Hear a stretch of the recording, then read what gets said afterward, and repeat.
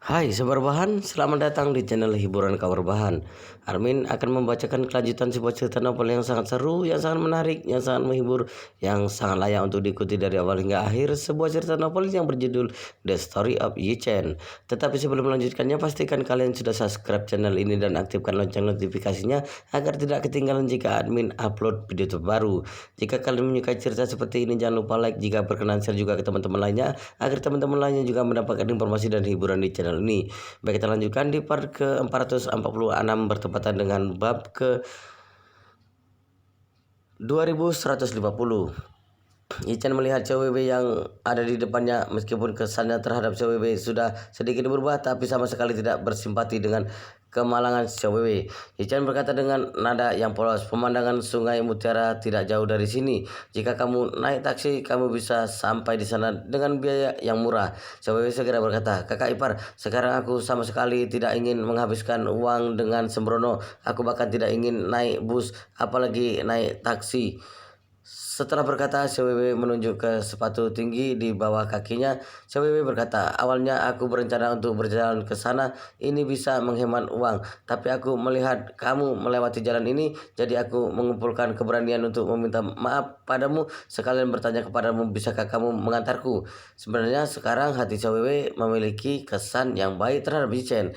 Sejak hari sebelum tahun baru Imlek, saat banyak tokoh besar di Jinling datang secara bersamaan untuk mengucapkan selamat tahun baru untuk Yichen, CWB langsung menyadari bahwa sebelumnya dirinya sendiri meremehkan Yichen merupakan kesalahan yang sangat besar. CWB juga menyadari bahwa Yichen yang sekarang sama sekali bukan Yichen yang sebelumnya. Selain itu, Yichen terus memperlakukan Xiao Churan dengan sangat baik. CWB bisa melihatnya. Jadi sekarang pemandangan CWB terhadap Yichen sudah berubah sangat drastis dari sebelumnya. Saat keluar hari ini, kebetulan melihat Yichen mengendarai sepeda dan melewati sebelahnya, CWB langsung mengumpulkan keberanian untuk memanggil Yichen. CWB juga berharap bisa mengambil kesempatan ini untuk mengubah permusuhan menjadi persahabatan dengan Yichen. Tapi Yichen benar-benar tidak memiliki kesan yang baik terhadap CWB. Yichen langsung berkata, "Aku masih memiliki sedikit urusan. Tempatku tidak sejalan dengan pemandangan Sungai Mutiara. Aku tidak bisa membawamu ke sana." Meskipun CWB merasa sedih, tapi malah tidak terus mengganggu Yichen. CWB mengangguk sambil berkata dengan sangat nyaman, "Tidak apa-apa kakak ipar, jika kamu memiliki urusan kamu sibuk dulu, aku bisa berjalan ke sana." Begitu melihat CWB masih mengenakan sepatu tinggi, tidak mungkin bisa sampai di pemandangan Sungai Mutiara jika tidak berjalan selama kurang dari 40 menit. Tentu saja hati akan sedikit bersimpati. Jadi Chen langsung berkata, "Begitu saja. Kita saling menambah pertemanan di WeChat. Aku akan mentransfer sejumlah uang untukmu." CWB tanpa sadar berkata, "Tidak perlu kakak ipar, aku tidak bisa mengambil uangmu." Chen berkata dengan nada yang tenang, hanya karena kamu memanggilku sebagai kakak ipar dengan tulus, aku seharusnya membantumu, tidak mengatakan bahwa kamu bertemu denganku. Bahkan kamu bertemu dengan kakakmu, kakakmu pasti akan membantumu." Securan selalu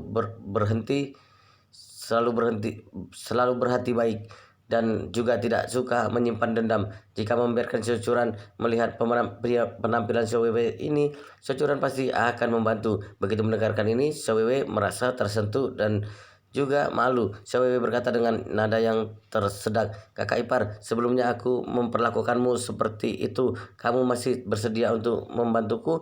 Aku benar-benar..." Begitu berkata sampai di sini, CWB tanpa sadar menangis. Hari ini CWB baru mengerti apa yang disebut sebagai membalas kejahatan dengan kebaikan.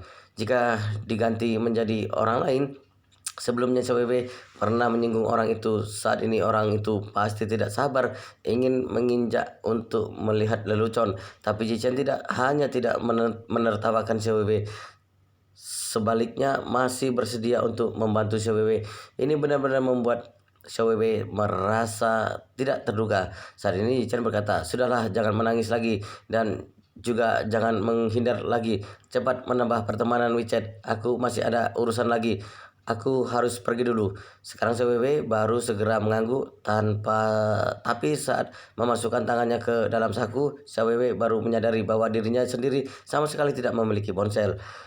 Ponsel CWW sudah diambil oleh bawahan Wudong Hai. Jadi CWW berkata dengan tidak nyaman, "Kakak ipar, itu aku tidak punya ponsel." "Kamu tidak punya ponsel?" Ichen merasa sangat tidak percaya dengan perkataan CWW. Di tahun ini, bahkan bibi yang membuka warung di tepi jalan juga memiliki smartphone. CWW merupakan seorang gadis yang muda dan modis. CWW bahkan tidak memiliki ponsel. Ini benar-benar membuat orang sedikit tidak berani percaya. Begitu melihat wajah Yichen penuh dengan ekspresi kaget, CWW menjadi semakin malu. CWW bergumam, "Kakak ipar, aku sebelumnya ponselku diambil oleh bawahan Wudong Hai." Setelah berkata, CWW menundukkan kepala dengan malu. Begitu mengatakan perkataan ini, CWW benar-benar merasa sangat malu.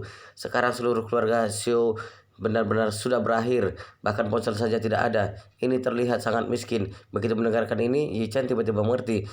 Setelah tunduk pada Yichen, Wudong Hai sangat membenci anggota di keluarga Xiao. Wudong Hai tahu bahwa Yichen tidak bertentangan dengan keluarga Xiao.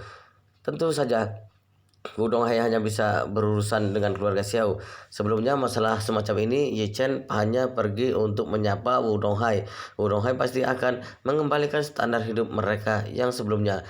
Bahkan akan terus berinvestasi dalam keluarga Xiao, menghidupkan kembali keluarga Xiao yang sekarat. Bagaimanapun juga, menghidupkan kembali keluarga Xiao hanya memerlukan puluhan juta. Meskipun Wudong Hai mengalami kerugian properti keluarga yang sangat besar, tapi bagaimanapun juga untuk kurus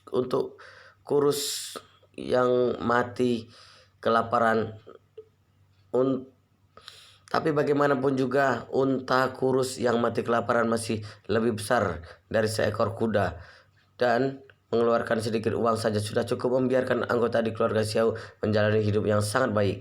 Tapi Yichen sama sekali tidak berencana untuk melakukannya seperti ini. Keluarga Xiao bisa berjalan sampai hari ini karena mereka membawa masalah melalui tindakan mereka sendiri, terutama Nyonya Besar Xiao dan Xiao Changgan. Mereka berdua harus membuat rencana untuk menentang Yichen.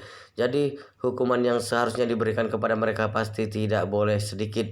Begitu memikirkan ini, Yichen langsung memutuskan untuk memberi sedikit bantuan kecil untuk CWW. Anggap saja sebagai hadiah untuk CWW. Sudah menyadari kesalahannya dan meminta maaf pada Yichen dengan tulus, kemudian juga memanggilnya sebagai kakak ipar. Yichen selalu merupakan seorang pria yang sangat adil dalam memberikan penghargaan dan hukuman.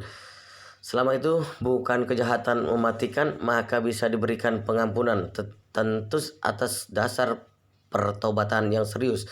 Seperti keluarga Wudong Hai, meskipun Wu Qi benar-benar merupakan seorang bajingan, tapi bagaimanapun juga kesalahannya tidak separah harus dihukum mati. Meskipun Wudong Hai dan putra tertuanya Wu Xin suka memerintah, tapi mereka juga tidak melakukan kejahatan yang mematikan. Jadi meski mereka bertiga mengalami banyak kesulitan, tapi juga bisa hidup sampai sekarang.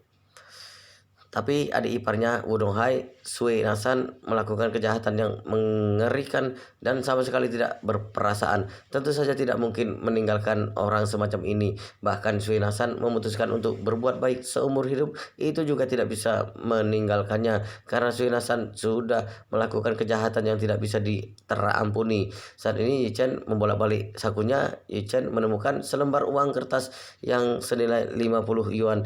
Yichen menyerahkannya kepada CWW.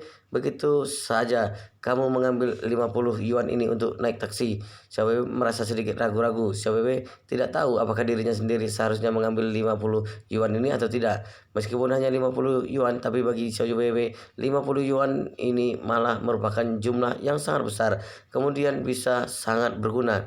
Sekarang pekerjaan CWW hanya bisa mendapatkan 200 yuan selama sehari. Selain makan, uang ini masih harus digunakan untuk membeli obat-obatan untuk Xiao Changgan dan Xiao Hailong. Sebenarnya setelah dua orang ini menjadi cacat, setiap orang paling tidak membutuhkan biaya pengobatan sebesar puluhan ribu yuan untuk bisa pulih dengan cepat. Tetapi karena tidak bisa mengeluarkan sejumlah uang ini, jadi hanya bisa mengandalkan tubuh mereka untuk memulihkan diri secara perlahan-lahan. sehingga pemulihannya akan lebih lambat. Ditambah dengan nutrisi sama sekali tidak mendapatkan jaminan. Hanya melihat situasi kedua orang itu sekarang setelah 1 tahun, kemudian kedua orang itu belum tentu bisa turun dari tempat tidur untuk berjalan. Jadi si Wewe juga berharap bahwa dirinya sendiri bisa menghasilkan uang sebanyak mungkin, bahkan hanya beberapa puluh yuan, setidaknya bisa membeli 1 kilogram iga atau 2 tulang besar untuk dijadikan sup untuk diminum oleh ayah dan kakaknya. Jadi Wewe membungkukkan badan ke arah Yuchen. Wewe berkata dengan tulus, "Terima kasih kakak ipar, sekarang aku benar-benar kekurangan uang, jadi aku tidak bersikap sopan padamu lagi." Setelah berkata, sepasang tangan mengambil 50 yuan itu. Yuchen berkata sambil mengangguk, "Naik taksi untuk ke sana saja, hanya membayar 10 yuan saja, kamu sudah bisa sampai di sana." Meskipun Wewe sedikit enggan, tapi karena Yuchen sudah mengatakannya seperti ini, Wewe juga tidak berani tidak patuh. Wewe segera berkata, "Baik kakak ipar, terima kasih kakak ipar." Setelah mendengus, Yuchen berkata pada Wewe, "Kapan kalian selesai bekerja?" Wewe berkata dengan nada yang lembut, "Biasanya pelanggan yang mengunjungi rumah mulai dari pukul 10 pagi hingga 7 malam. Jadi kami baru pulang kerja pada pukul 7.30. Ichen berkata sambil mengangguk, "Baiklah, kalau begitu kamu cepat pergi bekerja, aku juga sudah harus pergi." Wewe segera berkata sambil membungkukkan badan lagi, "Kakak ipar, hati-hati di jalan." Aku pergi dulu." Ichen melambaikan tangannya ke arah Wewe. Ichen memutar pedal gas di sepeda listrik, kemudian melaju pergi dengan cepat. Begitu melihat punggung Yuchen, hati Wewe penuh dengan banyak emosi. Saat ini yang paling diharapkan oleh Wewe bukanlah menghasilkan beberapa banyak uang dan juga bukan mendapatkan bantuan dari orang kaya, tapi yang paling diharapkan oleh Wewe adalah dirinya sendiri bisa duduk di kursi belakang sepeda listrik si Chen. Karena Wewe merasa bahwa kursi belakang itu tampak sangat bahagia dan nyaman. Yuchen mengendarai sepeda listrik ke hotel Cajekai. Cajekai sudah menunggu di pintu secara pribadi.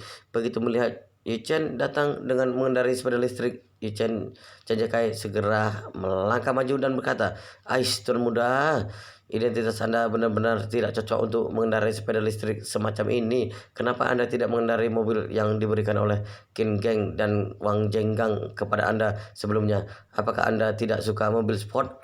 Ican mengangguk. Mobil semacam itu tidak praktis, kemudian terlihat terlalu sombong. Selama mengemudikan mobil itu keluar, semua orang akan mengejar untuk melihat dan mengambil foto. Aku tidak suka perasaan yang berprofil tinggi seperti ini. Cenjaka segera berkata, "Kalau begitu, maukah saya mengatur sebuah mobil yang berprofil rendah tetapi mewah untuk Anda? Menurut Anda bagaimana dengan Photon?" Ichen melambaikan tangannya, "Tidak perlu. Aku sudah biasa untuk mengendarai sepeda listrik. Cinling juga tidak besar. Pusat kota hanya memiliki beberapa tempat ini saja. Aku bisa mengelilingi semuanya dengan mengendarai sepeda listrik. Tapi beberapa hari ini sepeda listrikku tidak ada listrik lagi. Sepertinya baterainya sudah habis. Nanti kamu menyuruh orang mengisinya untukku." Setelah berkata, Yichen menghentikan sepeda listrik di depan pintu. Yichen mendesak, "Ayo bawa aku menemui Suroli." Chen Jekai segera berkata pada petugas dan menjadi parkir palet di sebelah. "Cepat menghentikan sepeda listrik Tuan Yuchen dengan baik. Bersihkan semua bagian sepeda, kemudian mengisi ulang baterainya." "Baik, Presiden Chain." Setelah mendengus, petugas itu segera mendorong sepeda listrik itu. Yuchen dan Chen Jekai berjalan masuk ke hotel. Chen Jekai langsung membawa Yuchen pergi ke lantai yang paling atas di hotel. Lantai paling atas di hotel merupakan lantai administrasi. Ini disiapkan secara khusus untuk bos besar dan tokoh besar. Karakteristik yang dimiliki oleh lantai paling atas adalah areanya cukup mandiri. Kemudian saat hotel didekorasi, beberapa area administrasi dibangun di lantai administrasi. Setiap lantai administrasi hanya memiliki satu pintu masuk, satu ruang lift, dan satu ruang tangga, lebih baik dari lantai administrasi lainnya. Kemudian juga menggunakan dinding beton yang bertulang tebal untuk partisi.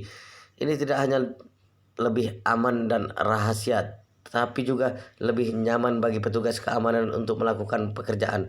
Kalau tidak, jika merupakan lantai biasa, ada beberapa ruang lift dan ruang tangga, kemudian juga koridor yang terhubung. Rutenya pasti sangat kacau, jadi sulit untuk melakukan keamanan bagi tokoh besar jika ingin tinggal di sini. Suroli dan yang lainnya ditempatkan di salah satu area administrasi. Senjakai juga mengatur banyak orang yang bisa dipercaya untuk berjaga di sini agar memastikan bahwa tidak akan ada bahaya apapun. Suroli yang sekarang sedang mengenakan sport bra yang dikirim oleh pelayan. Suroli sedang berada di kamar yang ada di ruang tamu. Suroli mengoperasikan sejak mnemonik internal untuk berlatih kekuatan internal. Ahli seni bela diri seperti Suroli tidak cukup baginya jika hanya mengandalkan bakat. Setiap harinya harus berlatih seni bela diri. Hanya dengan 10 atau 20 tahun kerja keras tanpa kendur itu barulah ada kemungkinan untuk menjadi seorang ahli seni bela diri. Tapi Suroli yang sekarang malah merasa dirinya sendiri seperti tidak bisa terus tenang dan fokus untuk berlatih. Karena begitu Suroli mencoba untuk menenangkan diri, Suroli tanpa sadar akan memikirkan Yichen. Saat Suroli terus tidak menemukan perasaan, bel pintu berbunyi. Saat ini intuisi Suroli mengatakan bahwa kemungkinan besar Yichen datang ke sini. Hati Suroli tiba-tiba menjadi senang. Setelah itu Suroli bergegas ke pintu dan langsung membuka pintu. Saat melihat Yichen berdiri di depan pintu, Suroli tanpa sadar terlihat sangat tenang. Suroli berkata, "Tuan muda, akhirnya Anda datang ke sini." Setelah berkata, Suroli tiba-tiba menyadari bahwa dirinya sendiri hanya mengenakan sport bra. Kemudian seluruh leher dan dadanya dipenuhi dengan keringat. Suroli tiba-tiba berteriak ketakutan. Suroli berkata, "Aish, Tuan Muda Yi, mohon Anda tunggu sebentar." Begitu berkata ini jatuh, Suroli segera menutup pintu. Sebenarnya Yichen masih belum sempat untuk melihat tubuh Suroli yang sempurna dengan jelas. Suroli sudah menutupi pintu. Suroli yang sekarang merasa sangat malu dan tak tertahankan. Suroli segera mencari jubah mandi dan mengenakannya. Sekarang baru berlari kembali untuk membuka pintu dengan wajah memerah. Saat menghadapi Yichen, wajah Suroli sudah memerah seperti dua awan fajar yang cerah. Suroli berkata dengan nada yang malu, "Maaf Tuan Muda Yi, tadi saya terlalu terburu-buru untuk membuka pintu." Meskipun Suroli merupakan ahli seni bela diri yang kejam, tapi dia dalam hubungan cinta, Suroli tetap merupakan seorang gadis yang belum pernah seksualitas dan belum pernah tergoda oleh lawan jenis. Jadi saat menghadapi Yichen, rasa malu di dalam hati Suroli membuat Suroli tidak terlihat seperti ahli seni bela diri. Saat ini Yichen juga merasa sedikit malu. Suroli sama seperti wanita kejam di keluarga Qin Ok-su karena menerima pelatihan profesional di sepanjang tahun. Jadi kedua orang ini memiliki badan yang sangat baik. Meskipun insiden tadi terjadi secara mendadak dan tergesa-gesa, tapi benar-benar membuat Yichen memanjakan mata. Hanya saja Qin Ok-su tidak memiliki temperamen yang sangat elegan di tubuh Suroli. Jika mengatakan lebih terus terang, setelah kenal dengan Qin Ok-su seperti gadis dari rumah tangga yang disukai oleh semua pria. Tapi Suroli sama sekali tidak memiliki temperamen seperti ini. Bukan karena sedikit khawatir di depan Yichen, sebenarnya citra Suroli di depan orang selalu membawa perasaan yang bisa melihat dari jauh tetapi tidak bisa bermain dengannya. Bahkan akan memberi semacam perasaan dingin dan berbahaya bagi sebagian besar pria. Setelah sedikit menyesuaikan mentalitas, Yichen langsung bertanya pada Suroli, "Apakah Nona Su merasa puas untuk tinggal di sini?" Suroli segera berkata, "Sangat puas. Saya mendengar bahwa ini merupakan hotel terbaik di Jinling. Saya tidak menyangka bahwa Tuan Muda Yi begitu sopan. Ini sudah merepotkan Anda?" Yichen melambaikan tangan. "Ini tidak merepotkan. Bagaimanapun juga Tuan Chen yang bertanggung jawab atas hotel ini. Aku hanya menyuruh Tuan Chen untuk mengatur beberapa kamar saja. Ini sama sekali tidak sulit." Sekarang Suroli baru menyadari bahwa Yichen masih berdiri di depan pintu. Jadi Suroli segera menghindari dan membuat gerakan yang mengundang. Suroli berkata, "Tuan Muda Ji, silakan masuk ke dalam untuk duduk." Ican mengangguk dan berjalan masuk ke kamar. Karena ini merupakan suite eksekutif yang mewah, jadi Suroli langsung mengundang Ican untuk duduk di sofa yang ada di ruang tamu. Ican baru saja duduk, Suroli langsung membuat secangkir teh untuk Yichen dengan menggunakan daun teh yang disediakan di dalam hotel. Suroli menyerahkan secangkir teh itu untuk Yichen. Suroli berkata dengan hormat, "Tuan Muda Yi, silakan minum teh." Yichen sedikit tersenyum dan mengucapkan terima kasih. Yichen langsung berkata, "Tidak tahu apakah Su menonton TV atau tidak?" "Tidak." Suroli mengusap rambutnya yang ada di pelipis dengan ekspresi wajah yang sedikit tidak nyaman. Suroli berkata dengan gagap, Itu sebenarnya semalam terus tidak tidur dengan nyenyak. Saya baru tidur di pagi hari. Saya langsung melakukan pelatihan setelah bangun. Kemudian Anda sudah datang." Ican berkata sambil mengangguk, "Aku akan beritahumu secara sederhana. Semalam Badan Keamanan Nasional Jepang sudah mengumumkan sebuah pemberitahuan. Pemberitahuan itu mengungkapkan bahwa kakekmu Su Chengpeng bersekongkol dengan pasukan bela diri Jepang." Suroli berkata dengan membawa ekspresi wajah yang sedikit merah, "Su Chengpeng bukan kakek saya tidak memiliki kakek seperti ini." Ichen berkata, "Aku bisa mengerti suasana hatimu." Suroli berkata dengan sedikit malu, "Maaf Tuan Muda Yi, tadi seharusnya tidak memotong perkataan Anda. Anda terus." Ichen terus berkata, "Tapi beberapa jam kemudian media menemukan bahwa ayahmu, Susaudau, terbang ke Australia pada malam yang sama. Selanjutnya media langsung mengubah angin. Media mengatakan bahwa sebenarnya bukan kakekmu, Su Chengpeng, yang mengkhianatimu, tapi ayahmu, Susaudau, yang mengkhianatimu demi membunuhmu dan menyembunyikan rahasia bahwa kamu merupakan anak haramnya." Suroli berkata dengan wajah sedikit pucat, Ini sama sekali tidak mungkin." Ichen bertanya pada Suroli, "Kalau begitu mana yang lebih kamu percayai?" Setelah berpikir selama beberapa menit, Suroli berkata, "Tuan Muda Yi, saya lebih percaya bahwa Su Chengpeng yang mengkhianati saya." Ichen menatap Suroli dengan tatapan penuh minat. Ichen bertanya, "Oh, kenapa?"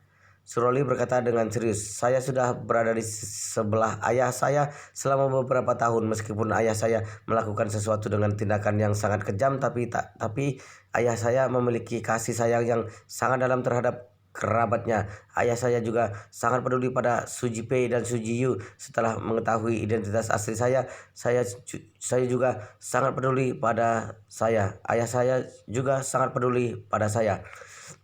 Saya merasa ayah saya seharusnya tidak akan membunuh saya. Jika ayah saya benar-benar ingin membunuh saya, ayah saya seharusnya tidak meninggalkan saya di keluarga Su setelah mengetahui bahwa saya merupakan anak kandungnya." Setelah berkata, Suroli menganalisis lagi. Bagi dunia luar, Su Chengpeng merupakan pengusaha sukses yang sangat legendaris. Dari generasi tua, Su Chengpeng terlihat memiliki wajah yang ramah seperti Li Chiacheng yang ada di Hong Kong. Tapi sebenarnya Su Chengpeng merupakan seorang pria yang sangat kejam. Selain itu, Su Chengpeng bersikap kejam kepada siapapun, tidak peduli siapa itu, selama menyentuh keuntungannya. Su Chengpeng tidak akan melepaskannya, bahkan cucunya sendiri juga sama. Jadi saya merasa bahwa kemungkinan Su Chengpeng yang mengkhianatiku lebih besar." Chen mengangguk dengan setuju. Chen berkata, "Sebenarnya aku memiliki pendapat yang sama denganmu. Meskipun aku tidak tahu bagaimana dengan perilaku dua orang ini. Tapi jika menyimpulkan dari urutan seluruh masalah yang terjadi dan juga logika di balik masalah, kemungkinan dalangnya merupakan Su Chengpeng lebih besar. Susaudau pergi ke Australia pada malam yang sama sebenarnya merupakan sasaran bergerak yang membantu Su Chengpeng untuk menarik perhatian. Kemudian juga merupakan sasaran bergerak yang hanya bisa dipukul, tidak bisa melakukan serangan balik, dan tidak bisa membalas." Suroli tanpa sadar mendesah, Su Chengpeng terus menguasai kekuatan di keluarga Su. Meskipun ayah saya merupakan putra tertua dan juga pewaris, tapi ayah saya sama sekali tidak memiliki hak di keluarga Su karena tokoh utama dalam setiap tautan di keluarga Su langsung bertanggung jawab pada Su Chengpeng dan juga melaporkannya kepada Su Chengpeng. Ayah saya sama sekali tidak berani mengembangkan kekuatannya sendiri karena Su Chengpeng sangat sensitif terhadap masalah ini. Jika ayah saya mengembangkan kekuatannya sendiri di depan mata Su Chengpeng, maka Su Chengpeng pasti akan sangat marah, bahkan akan langsung menghilangkan kekuatan ayah saya sebagai pewaris. Jadi tidak peduli melihat masalah ini dari aspek apapun, Su Chengpeng pasti merupakan penghasut di balik layar. Begitu berkata sampai di sini, Suroli berkata dengan ekspresi wajah yang sedikit suram. Tapi apakah ayah saya terlibat dalam masalah ini atau tidak? Jika terlibat, seberapa banyak ayah saya terlibat dalam masalah ini, saya sama sekali tidak tahu. Kemungkinan ayah saya tidak tahu dari awal sampai sekarang. Dan juga ada kemungkinan hanya ayah saya juga sudah tahu tetapi tidak membantah. Cican bertanya pada Suroli, apa rencanamu selanjutnya? Suroli segera berkata, Roli tidak berani memiliki rencana apapun. Sebelumnya saat Tuan Muda Yi menyelamatkan saya sudah pernah mengatakan bahwa semuanya menuruti perintah Tuan Muda Yi. Cican bertanya pada Suroli, jika suatu hari nanti aku ingin kamu membantuku untuk melawan keluarga Su, apakah kamu bersedia? Suroli berkata tanpa ragu-ragu, saya bersedia untuk melawan keluarga Su. Mulai dari ibu saya sampai saya, kami terus melayani keluarga Su dengan serius dan tulus, bahkan bersiap mengorbankan diri untuk keluarga Su. Tapi sama sekali tidak menyangka bahwa keluarga Su malah memperlakukan kami dengan sangat kejam. Saya harus membalas dendam ini. Setelah berkata, Suroli melihat ke arah Yichen. Suroli berkata dengan nada yang sedikit memohon, Tuan Muda Yi, bisakah Roli meminta sebuah permintaan dengan Anda? Yichen mengangguk. Katakan saja. Suroli segera berkata, Tuan Muda Yi, saya tidak keberatan jika Anda menyuruh saya untuk melawan keluarga Su, melawan Su Chengpeng dan anggota keluarga Su lainnya. Saya juga sangat ingin melawan mereka. Saya tidak ingin bertemu dengan ayah saya serta kedua kakak saya yang lahir dari ayah yang sama tetapi ibu yang berbeda. Selain mereka bertiga, siapapun yang bermarga Su merupakan musuh saya. Wow, luar biasa sekali guys, ceritanya sangat seru, sangat menarik, sangat menghibur, sangat membuat kita penasaran jika tidak mengetahui cerita kelanjutannya. Tetapi sepertinya di bab ini sampai di sini dulu dan kita akan lanjutkan di bab berikutnya di video selanjutnya. Pastikan kalian sudah subscribe channel ini dan aktifkan lonceng notifikasinya agar tidak ketinggalan jika admin upload video terbaru. Jika kalian menyukai cerita seperti ini, jangan lupa like, jika berkenan share juga ke teman-teman lainnya agar teman-teman lainnya juga mendapatkan informasi dan hiburan di channel ini. Baik, kita lanjutkan di part berikutnya di video selanjutnya.